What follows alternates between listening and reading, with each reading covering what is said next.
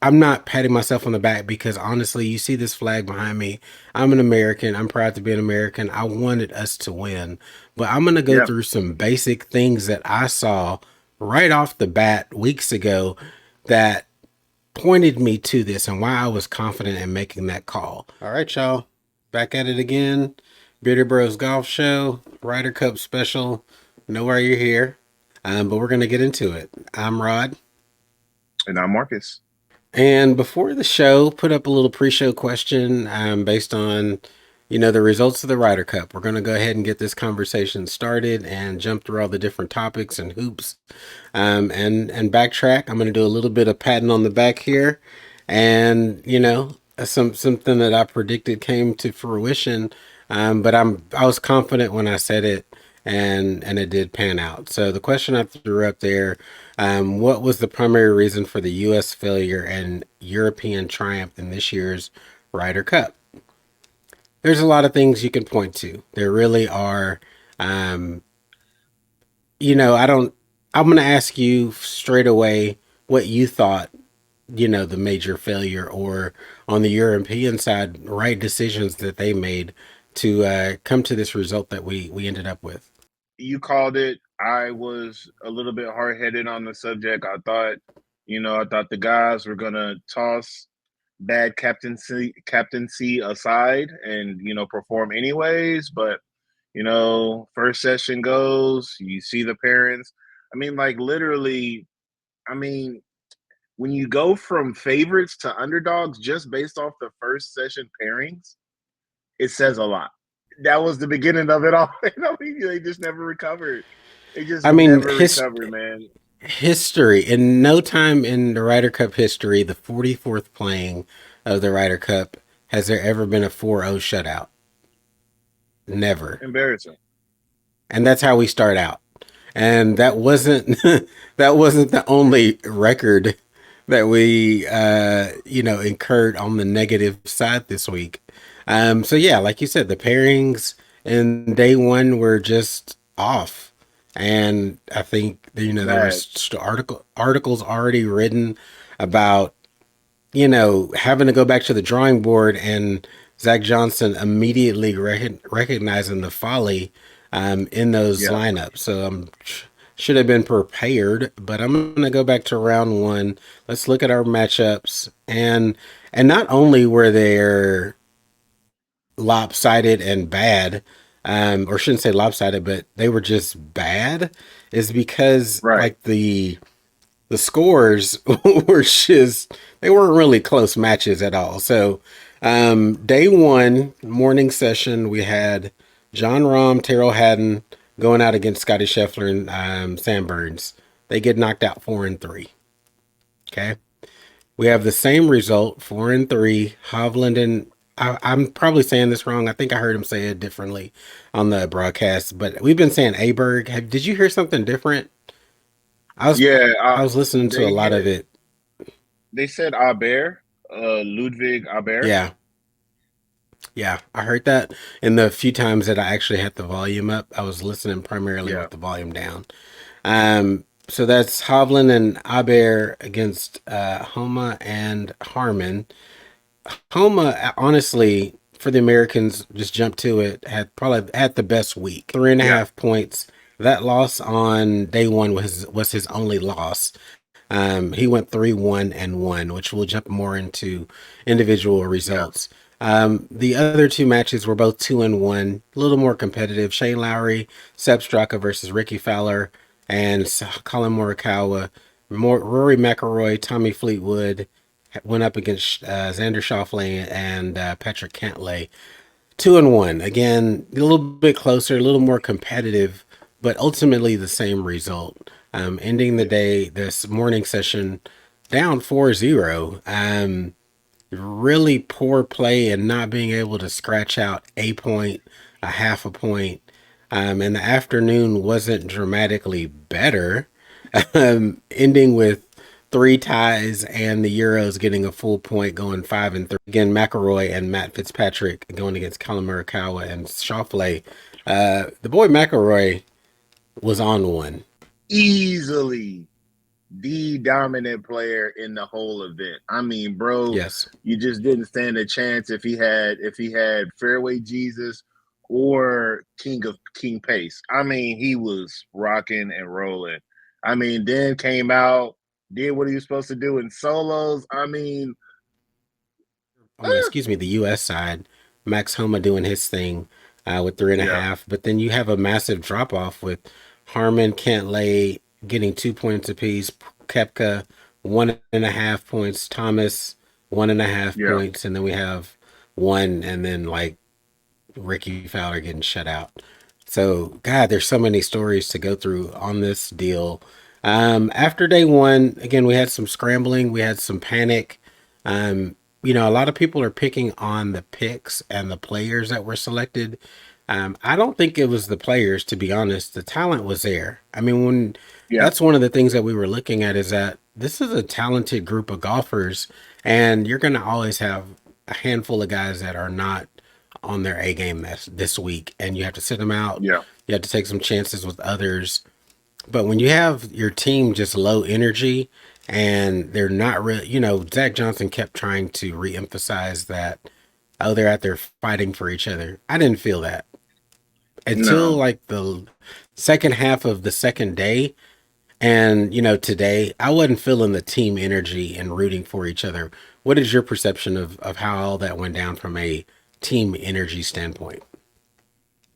Yeah, I mean, there wasn't a lot of motivating factors coming from the top.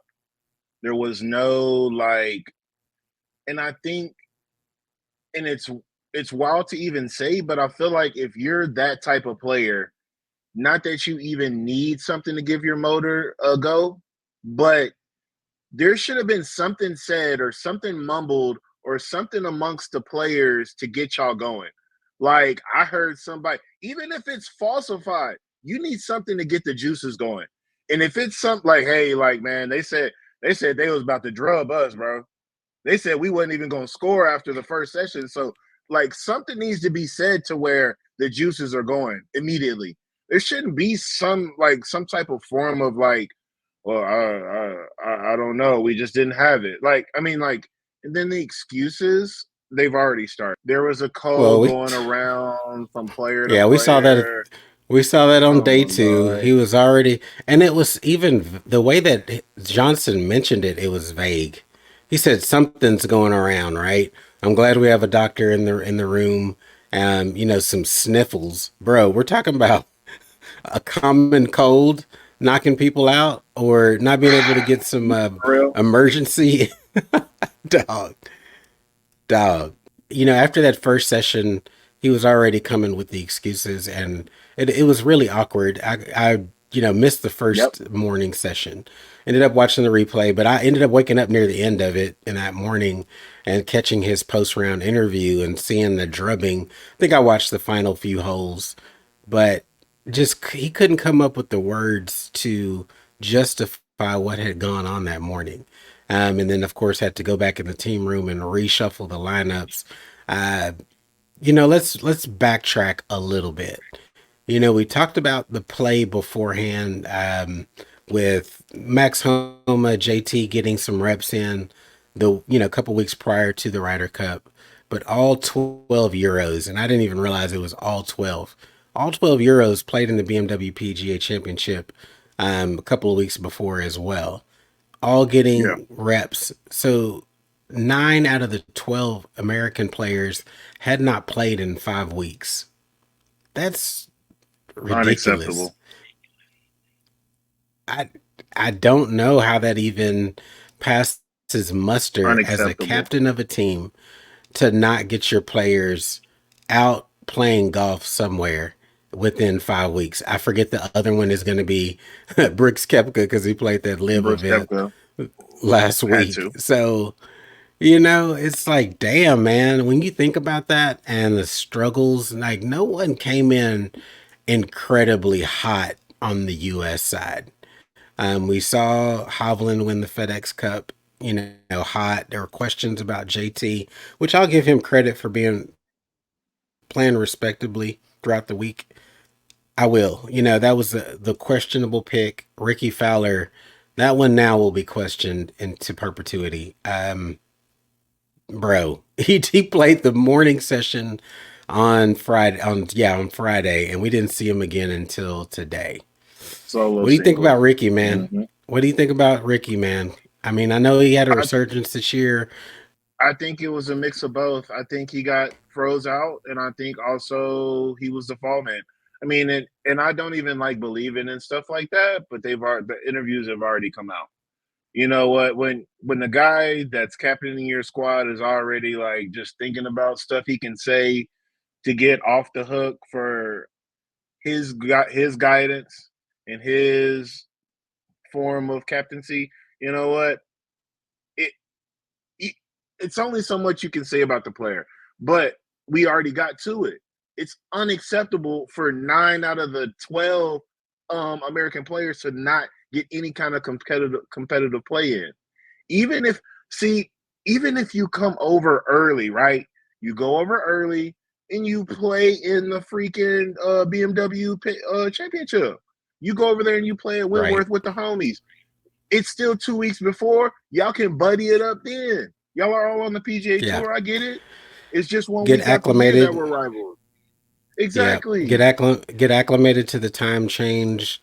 Don't do it the week before. It's just a lot of mistakes that were made, and there was a article that came out, of course, afterwards, pointing to Zach Johnson saying, "Well, it's fresh. I can't really make an assessment of it," but also Garbage. initially saying that he wouldn't change anything. Bro, if you lose the Ryder Cup when you have one of the most talented on paper teams ever, and you get beat down like that, and I know the score feels a little bit closer than it was, but we all knew going into today, four Yeah. matches wrapped up the cup. Four matches out of 12. Or That's it. And so for him to say that off the bat, again, he struggled with controlling the message.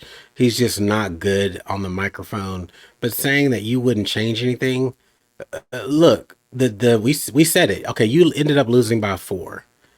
You essentially threw that away on the morning session of day one.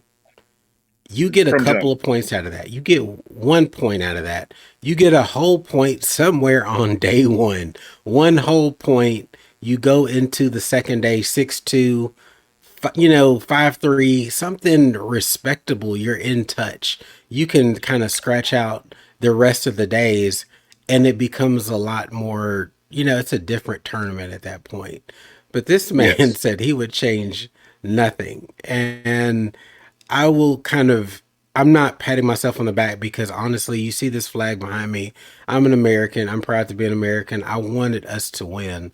But I'm going to go Yeah. through some basic things that I saw right off the bat weeks ago that pointed me to this and why I was confident in making that call.